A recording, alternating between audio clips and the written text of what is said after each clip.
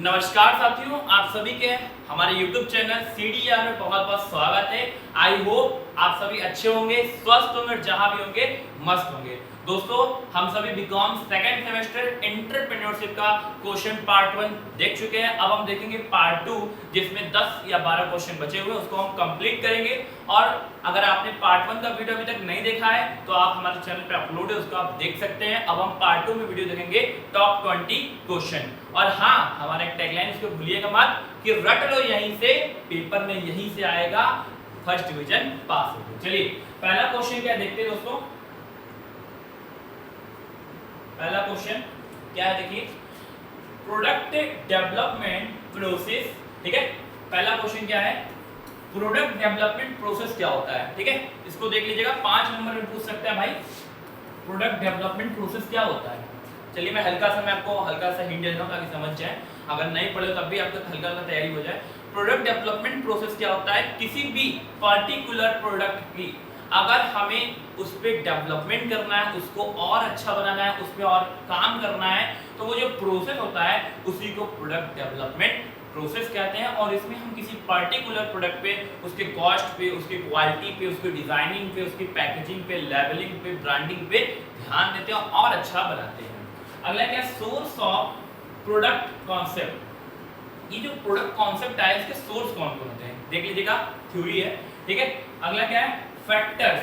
Factors ऐसे कौन कौन से फैक्टर हैं जो प्रोडक्ट डेवलपमेंट प्रोसेस को अफेक्ट करते हैं। ठीक है, और ये अगर पूरा मिला दें तो क्या बन जाएगा 20 नंबर का, और अगर तोड़ेंगे सबको तो 5 5 ऐसे 5 नंबर क्वेश्चन बनेंगे। ठीक है, ये सब क्वेश्चन इंपॉर्टेंट है।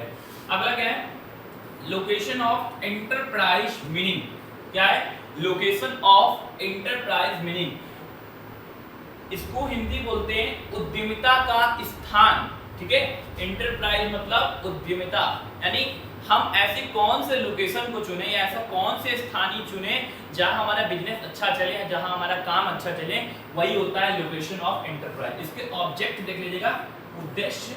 ठीक है, उद्देश्य क्या क्या है ये आपके 5 नंबर में पूछ सकता है। ठीक है, अगला देखिए कैरेक्टरिस्टिक्स भी देख लीजिएगा, दोनों सिमिलर होते हैं। ठीक है, चॉइस ऑफ ऑर्गेनाइजेशन। ठीक है, इंपॉर्टेंट क्वेश्चन है, चॉइस ऑफ ऑर्गेनाइजेशन। हम बात करते हैं ऑर्गेनाइजेशन की चॉइस करने की, तो आप जानते हो कि हम बिजनेस में आते हैं तो कई तरह के यहाँ पे वेंचर्स हैं, जैसे फॉर एग्जांपल पार्टनरशिप हो गया। ठीक है, आपके एकल व्यापारी हो गए। ठीक है, उसके बाद कोऑपरेटिव सोसाइटी हो गई, कंपनी हो गई। ठीक है, इस तरह करके हमारे 5-6 फॉर्म है। तो हम ऐसी कौन से ऑर्गेनाइजेशन को चुने जो हमें मैक्सिमम प्रॉफिट करे और मैक्सिमम प्रोडक्शन हो, मैक्सिमम हमारा सेल हो और गुडविल बढ़े। तो ये क्या होती है, बहुत मायने रखती है कि किस वे में हम चल के स्टार्ट करें। क्या हम एंटरप्रेन्योर बने कि क्या हम कंपनी शुरू करें, क्या हम पार्टनरशिप शुरू करें या क्या हम अकेले खुद ही शुरू करें। तो ये बहुत मायने रखता है चॉइस ऑफ ऑर्गेनाइजेशन में। यही आता है, बताता है कि भाई मैं कौन सी ऑर्गेनाइजेशन चुने जो हमारे लिए फायदेमंद हो। ठीक है, चलिए अगला क्वेश्चन देखिए, इसको देख लीजिएगा, चॉइस ऑफ ऑर्गेनाइजेशन क्या होता है, बेसिक फैक्टर्स देख लीजिएगा, इंपॉर्टेंट है। ठीक है, 5 नंबर पूछ सकता है कि ऐसे कौन कौन से फैक्टर्स हैं या कौन कौन से वो ऐसे एलिमेंट हैं जो चॉइस ऑफ ऑर्गेनाइजेशन को इफेक्ट करते हैं। ठीक है, अगला क्वेश्चन देखिए क्या है, चॉइस ऑफ टेक्नोलॉजी। ठीक है, चॉइस ऑफ टेक्नोलॉजी क्या होती है, वेरी वेरी इंपॉर्टेंट क्वेश्चन, इसको टिक लगा लीजिएगा। ठीक है, स्टार बना लीजिएगा इस तरफ। ठीक है, हाँ, चॉइस ऑफ ऑर्गेनाइजेशन की मैं बात कर रहा था। तो भाई चॉइस ऑफ ऑर्गेनाइजेशन क्या होता है कि कोई भी हम ऐसा फर्म चुने जो हमारे लिए अच्छा हो। फिर चॉइस ऑफ टेक्नोलॉजी, टेक्नोलॉजी मतलब क्या होता है, ऐसी कोई टेक्नोलॉजी जो हमें काम करने में हेल्प करे, हमारे मेहनत को कम लगाए, हमारा खर्चा बचाए, हमें अधिक से अधिक लाभ कमाए, वो क्या होता है, चॉइस ऑफ टेक्नोलॉजी हो गया। अब हम बात करते हैं चुनाव, मतलब हम ऐसा सिलेक्शन कौन सा करें जो हमारे लिए फायदेमंद हो। फॉर एग्जांपल पहले हम क्या करते थे, कोई काम पैकेजिंग होता था वो हाथ से करते, लेकिन आज पैकेजिंग करने के लिए हजारों मशीनें आ गई। उन मशीनों से क्या है, हमारा टाइम भी सेव हो रहा है, लेबर भी बच रहे हैं और पैसे भी बच रहे हैं, तो बहुत सारे फायदे होते हैं। तो ये बोल रहा है ऐसी कौन सी टेक्नोलॉजी चुने जो हमारे बिजनेस के लिए प्रॉफिटेबल हो, तो ये आपको देखना है। ठीक है, इसकी मीनिंग देख लीजिएगा, नीड, इसकी नीड क्यों पड़ी भाई, जाहिर सी बात है बहुत सारी पॉइंट बना सकते हो नीड में कि भाई पैसा खर्चा होता था, समय खर्चा होते थे। ठीक है, मैनेजमेंट में असर पड़ता था। ठीक है, सिस्टमेटिक वे में नहीं होता था, कोऑर्डिनेशन में इफेक्ट पड़ता था, बहुत सारे पॉइंट आप बनाकर इस तरह लिख सकते हैं। ठीक है, अगला कॉन्सेप्ट देख लीजिएगा चॉइस ऑफ टेक्नोलॉजी का।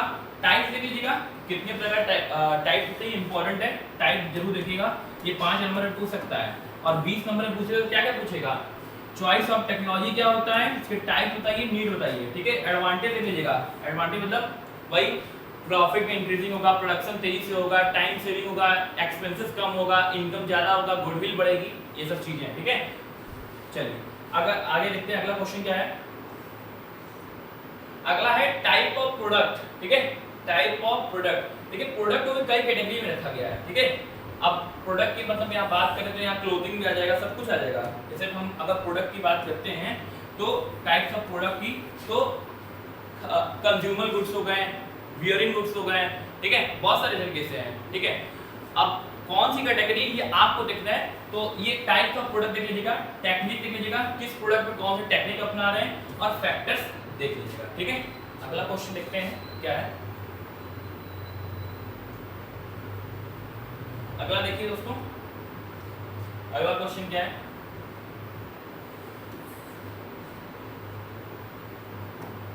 उसको बड़ा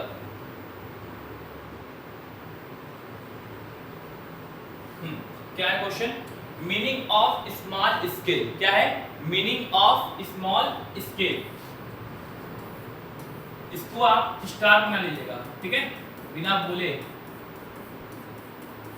ये आपके पेपर में 20 नंबर का आ सकता है। मीनिंग ऑफ स्मॉल स्केल, ठीक है, इंडस्ट्रीज इन इंडिया, इसके टाइप्स, ठीक है, और कैरेक्टरिस्टिक्स, इंपॉर्टेंस पूछेगा तो 20 नंबर में पूछेगा। फिर से बोल रहे हैं, इसको ट्रिपल स्टार बना के लिख लीजिएगा। Meaning of small scale industries in India मतलब ऐसी कौन कौन सी स्मॉल स्केल मतलब क्या हुआ, लघु उद्योग, लघु उद्योग स्तर पे कौन कौन इंडिया में है, ठीक है। इसके टाइप्स कैसे होते हैं, कितने प्रकार के होते हैं, कैरेक्टरिस्टिक देख लीजिएगा, इंपॉर्टेंस देख लीजिएगा, कोई एक टाइप कीजिएगा, दोनों तैयार हो जाएगा, ठीक है। अगला देखिए, role of small scale and cottage industries in India. पूछा है भाई कि हमारे स्मॉल स्केल और कॉटेज इंडस्ट्रीज की रोल कैसा है, हमारे इंडिया में रोल क्या है इसका। 20 नंबर का पूछेगा भाई, आएगा तो इग्नोर नहीं करना, ठीक है, याद जरूर करना, ठीक है। पॉइंट बस कॉन्सेप्ट का है खेला। रोल ऑफ फाइनेंशियल इंस्टीट्यूशन, देखिए हमारे इंडिया में बहुत सारे फाइनेंशियल इंस्टीट्यूशन है जो हमें जरूरत पड़ने में पैसे देते हैं, मदद भी करते हैं, उनका ग्रुप है, सरकारी है और गवर्नमेंट द्वारा कंट्रोल्ड है। तो ये कौन कौन से फाइनेंशियल इंस्टीट्यूशंस हैं उनको देख लीजिएगा, इनके टाइप देखिएगा, ठीक है, इनके टाइप देख लीजिएगा। ये आपके 20 नंबर और 5 नंबर दोनों में आने की संभावना है, ठीक है। और ऊपर वाला 5 नंबर में पूछेगा, ये पूछ देगा मीनिंग बताइए, पूछ देगा टाइप बताइए, तो ये सब रेडी कीजिएगा। ये 10-12 क्वेश्चन ऐसा है जो पेपर में आना ही आना है, ठीक है। जितना क्वेश्चन बताना 10 से 12 क्वेश्चन तय है कि पेपर में आएगा ही आएगा, ठीक है। बाकी अगर आया बढ़ाने का और अच्छी बात है।